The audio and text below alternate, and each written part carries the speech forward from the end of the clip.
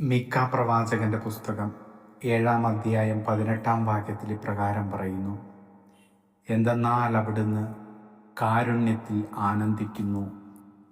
സ്നേഹമുള്ള പൊന്നുതമ്പുരാനെ, അങ്ങയുടെ കരുണ ഈ ദേവാലയത്തിൽ നിന്നും മരണമടഞ്ഞ് ശുദ്ധീകരണ സ്ഥലത്തായിരിക്കുന്ന സകല ആത്മാക്കളുടെ മേലും ഉണ്ടാകണമേ എന്ന് പ്രാർത്ഥിക്കുന്നു.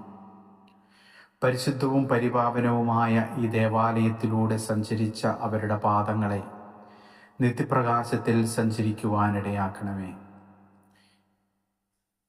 ദേവാലയത്തിൽ നിന്റെ സ്തുതിഗീതങ്ങൾ കേട്ട ഇവരുടെ കാതുകൾ, കർത്താവേ, നിന്റെ ശിക്ഷാവിധിയുടെ സ്വരം കേൾക്കാതിരിക്കട്ടെ. അനന്തമായ നിന്റെ കരുണ കണ്ട ഇവരുടെ കണ്ണുകൾ, കർത്താവേ, നിന്റെ മഹത്വപൂർണമായ പ്രത്യാഗമനം കാണുവാനിടയാക്കണമേ എന്ന് പ്രാർത്ഥിക്കുന്നു.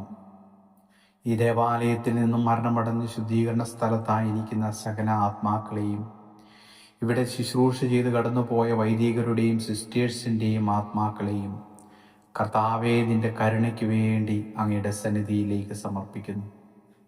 നിരവധിയായ അവരുടെ പാവങ്ങളുടെ നിന്ന് മുഖം മറയ്ക്കണമേ എന്ന് അങ്ങയോട് പ്രാർത്ഥിക്കുന്നു.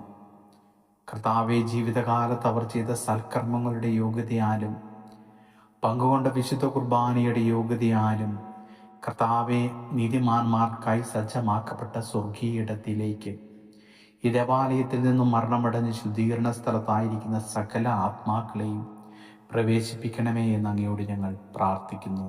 ആമേൻ.